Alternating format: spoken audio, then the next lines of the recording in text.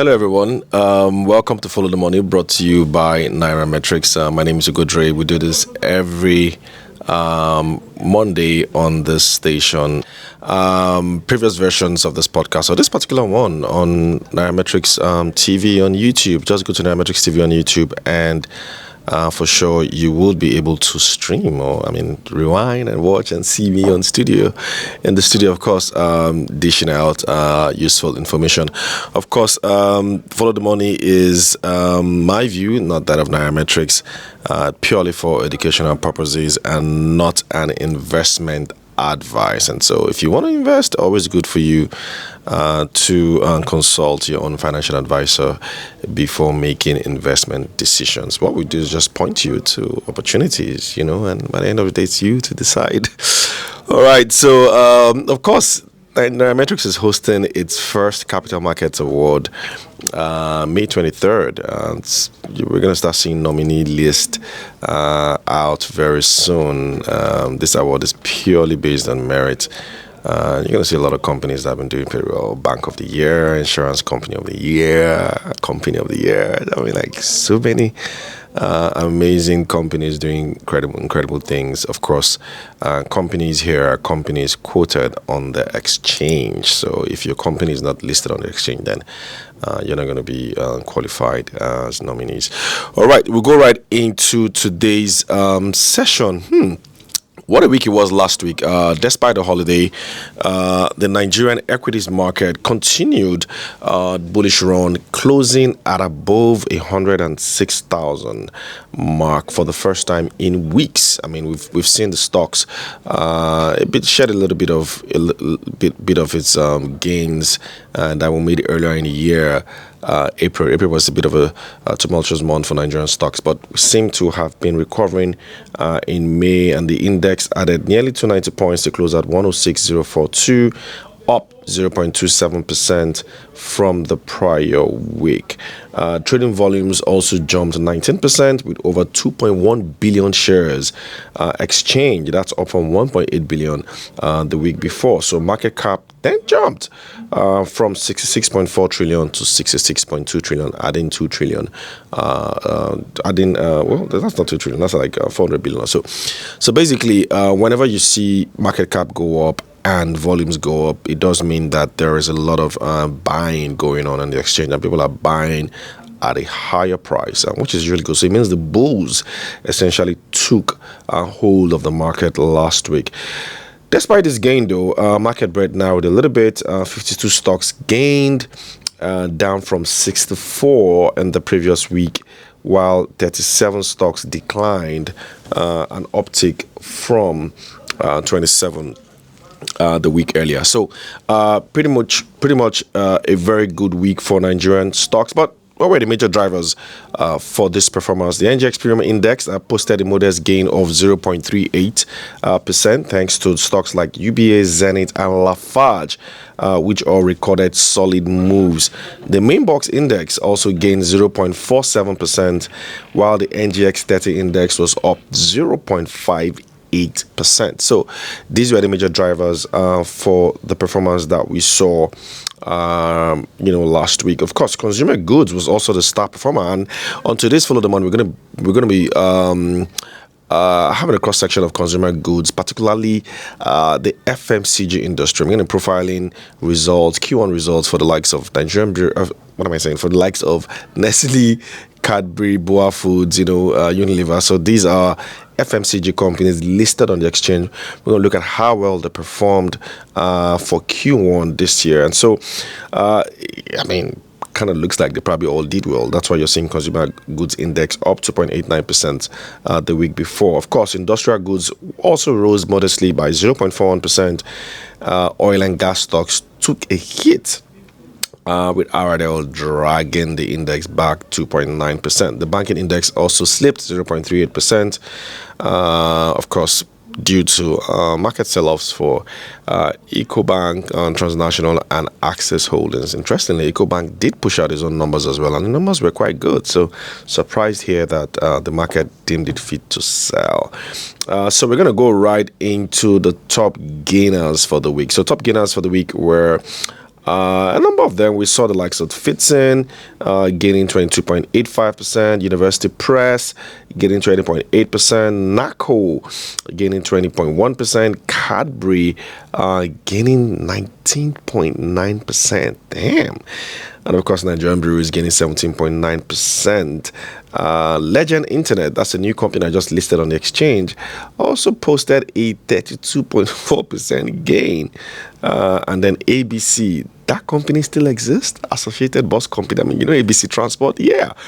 They have been listed on the exchange for years now. And I wonder what investors are seeing in here that I'm not seeing. I'm probably going to look at this stock closer this week. They gained 44.87% this week alone. Now, why is this important to you? Of course, you probably own some of this stock, so you want to go check if your portfolio is also in the green, because some of these stocks are all posted remarkable returns. I mean, like, I've not mentioned anyone here that's 10. So everything has done basically 10% and above. Last week, of course, we did have losers, and topping the losers were like the likes of Aradel, Triple G, and Access Holdings, like I mentioned earlier. Most of them were down like 8%, and Multiverse was one of the mega losers with 18.59% drop, and of course, EcoBank also fell 18.75%, despite posting a similarly good result, Q1 result, probably one of the best Q1 numbers in a while. But, investors have different reactions.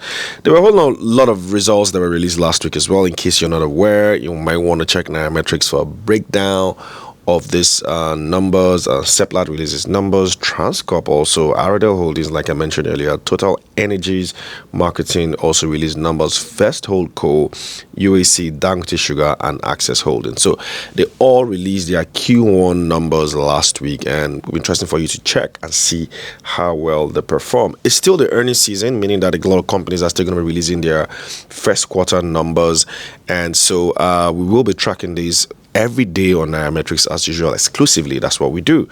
But I want to end this segment of the show with something people always talk about. Have you ever heard of May? Like what May means for the Nigerian, for the stock market globally? There's usually this saying, they tell you sell in May and go away. Yeah, they sell in May and go away, and then come back later in the year. I think the whole idea is that, after May, the stock market always goes through a downturn. And then when it goes through that downturn, it starts to rebound again towards the end of the year. And so, that's where that came from. And that acronym has been around for centuries, so it's not like something that just started now, but I mean, it's a global term, like sell in May and go away. So are you selling in May and going away? I mean, I did provide some kind of context to that in my latest Follow the Money article. It's exclusively for my followers, people who are exclusively interested in making money from the stock market. Of course, you can access that website, ftm.ng. I repeat, FTM. FTM stands for Follow the Money, so ftm.ng. And you would see some of my exclusive takes on some very important stocks. I also have my buy, sell, or hold actions there as well.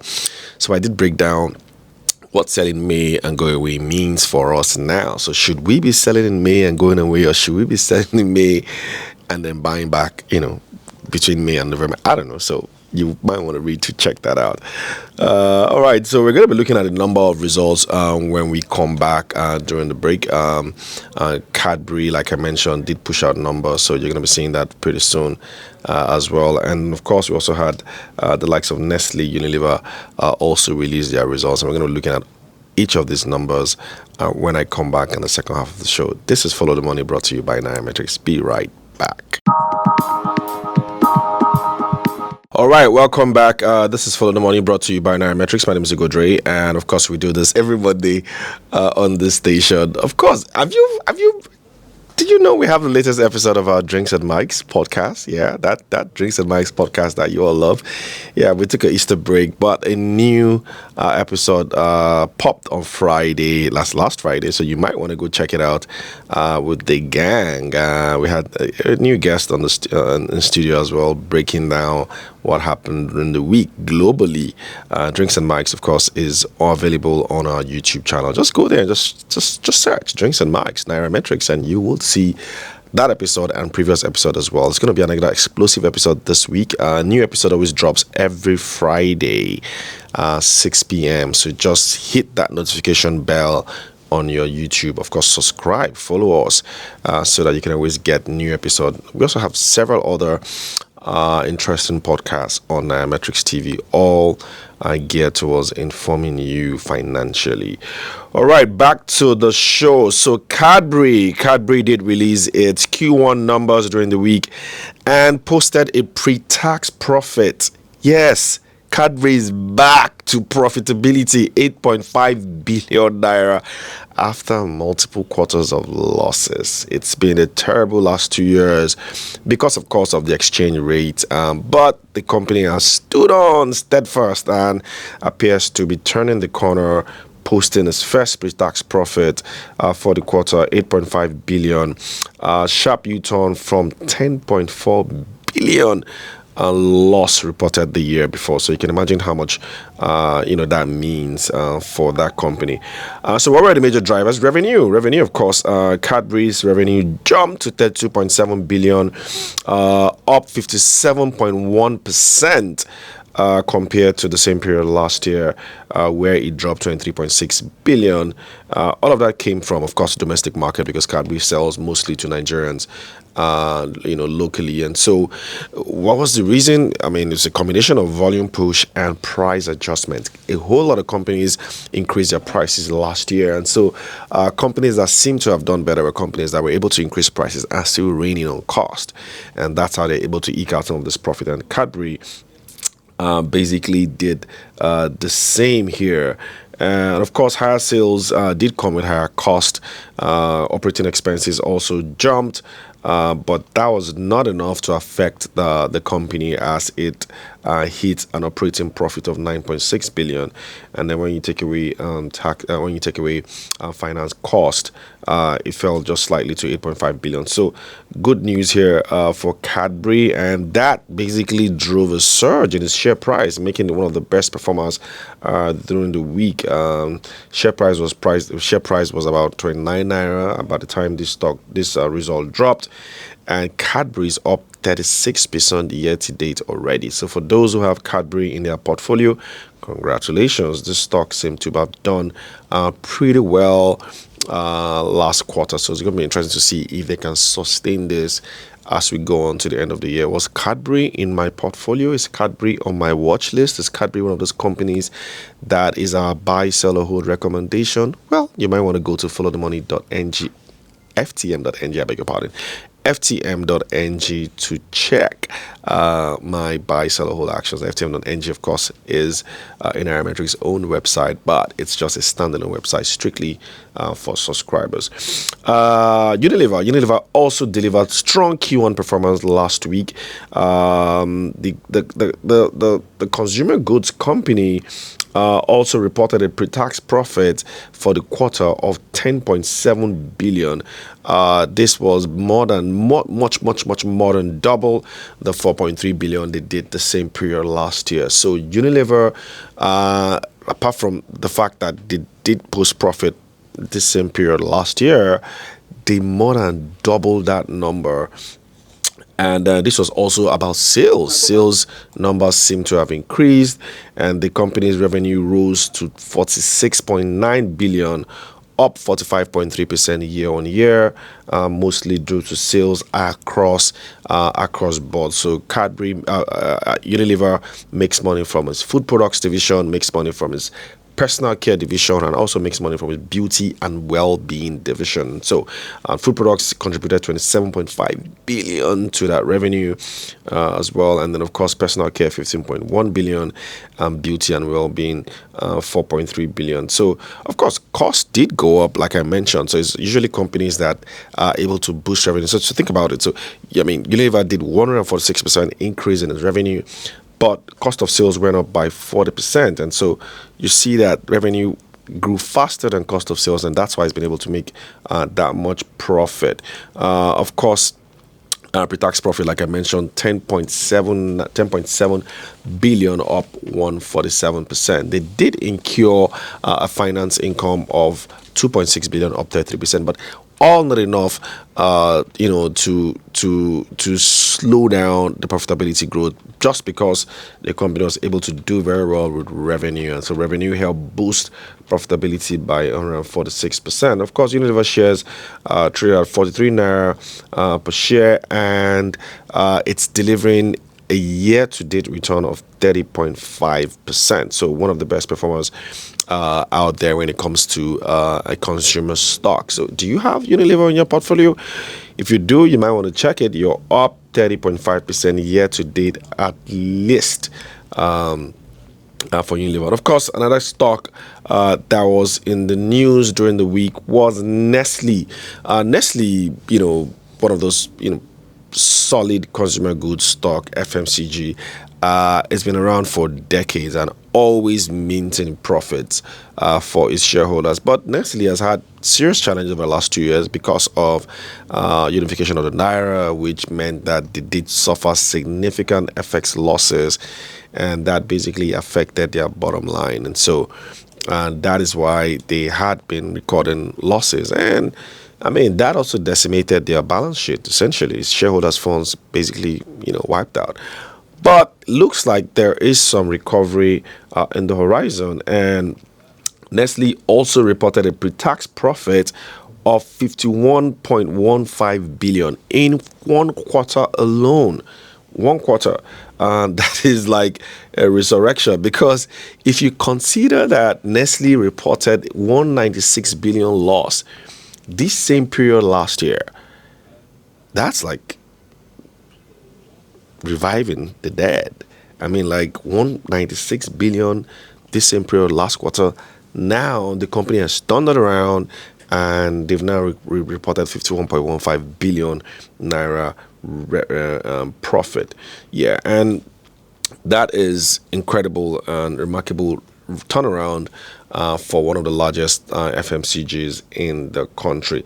So how did Nestle get here? Well, for starters, revenue surged 294 billion. They almost hit 300 billion revenue in 1 quarter.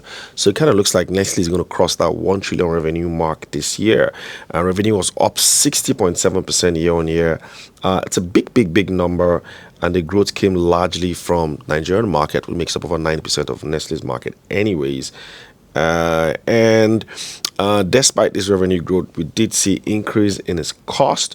But like I said earlier, so long as your revenue is able to outpace, your revenue growth is able to outpace your cost growth or your operating cost growth, the company is always going to find profit to make. And that's really the thing here.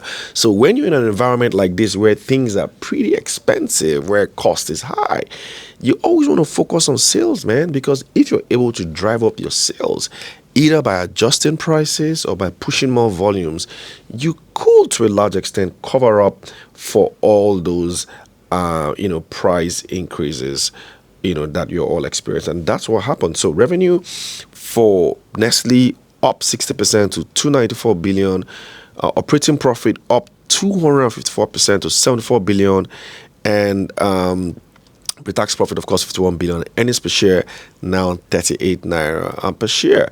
So, but Nestle still has a negative shareholder funds, which means it's still underwater. And perhaps people are saying, what's going to happen? Are they going to raise capital at some point? Because something has got to give way. And that is why I suspect Nestle share price has been rising. When we started talking about Nestle on this show, it was trading at about 800 something naira per share. Now, Nestle is about 1,100 naira per share. And did you maybe miss that boat? For those who missed that boat, well, too bad. But for those who didn't miss that boat, they're already enjoying intrinsic gain, because Nestle is up 25% this year alone. Look, stock market, money is there, 25% in this year alone. We're still in May. So that's like how much people make in an entire year. But for investors in these stocks at the start of the year, they're up 25% already this year. That's why I love the stock market, because there's just so much money to be made there. So Nestle, good results. We should watch this company over the next few quarters, because Nestle easily could hit 1,500 naira per share with the way it's going, especially if it decides to announce a capital raise. Could see that happen on the horizon. But of course, check ftm.ng for my views on Nestle. Exclusive views. I'm not going to say it here. All right, so we'll go on to the next stock, and that's Dangote Sugar. Dangote Sugar also released these numbers. I would characterize that as sweet sales and bitter bottom line. Yeah, I mean, sales numbers were very up. Dangote Sugar has had a very tumultuous 2024, even was 2023 as well, but looks like we're seeing some kind of recovery. Dangote Sugar is one of the largest sugar manufacturing companies in Nigeria, if not even in West Africa, and so pretty interesting to see what's happening with its numbers. For the quarter, Dangote Sugar pulled in a record high revenue of 213.9 billion, up 74.3% year on year, and so cost of sales, however, was up 80%. You see what I'm talking about? So if your revenue is able to outpace your cost, then it's pretty likely that you can make a profit. But in this case, cost growth outpaced revenue growth. So even after giving you 74% increase in revenue growth, Dangote Sugar still suffered a higher cost of sales. So gross profit was just 9.2 billion, not enough to cushion the impact of operating expenses. Nevertheless, operating profit was still up 48%, and the reason why we're still seeing Dangote Sugar in a loss position of 23 billion is because of finance costs. So most of its finance costs are FX related, and so that continues to affect the company. Of course, some of the costs that he experienced was due to raw material increases, staff costs, repairs, and depreciation. But I kind of think that with revenue booming, Dangote Sugar at some point will turn this around. I do expect them to record profitability either in the second or third quarter of the year. Of course, the problem with sugar is that sugar also has a lot of external headwinds, not just internal, because of the way sugar is made. So most of their raw materials are also imported, and so they are often exposed to global headwinds. And with tariff out there, a little bit shaky for Dangote Sugar, but this is one to watch anyways. Another company as well that did release its numbers is Boa Foods. Boa Food is turning out to be one of the biggest or largest FMCGs in Nigeria at the moment, and so Boa reported a pre-tax profit of 136 billion. So you can see Boa Foods' profit is even now larger than Nestle. So I mean, from nowhere, Boa Food has just come in there and is one of the largest indigenous or largest players when it comes to FMCG in Nigeria. Turnover hit 442 billion. We had on Nestle, so Boa likely going to be hitting over 1 trillion in revenue this year as well, up 24% from 356.9 billion the same period last year. And so where did Boa make most of his money from? Well, fortified sugar division up, contributed 165 billion. Bakery contributed 163 billion.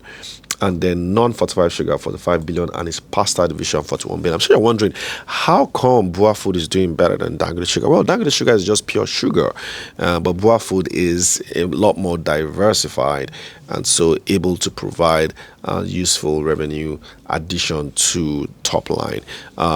Within the Dangote group, you also have Nascon anyway, so Nascon would compete with Boa Foods as well to a large extent. But Boa Foods doing pretty well. Cost did go up as well, but not enough to affect the company's profitability. Operating profit came in at 138.9 billion, up 33%. Boa Food now has total assets of 1.1 trillion and return earnings of 546 billion naira per share. Now, Boa Food's share price hasn't really hit the roof like I expected, or like I expect. It's just up 0.72% this year to 418 naira per share, but it's been one of the best performers in terms of numbers for FMCG. So that has been my FMCG watch. Which of these stocks catch your fancy? You want to know which one catches my fancy? Check me out on ftm.ng. Is it Cadbury? Is it Nestle? Is it Unilever? Is it Boa Foods?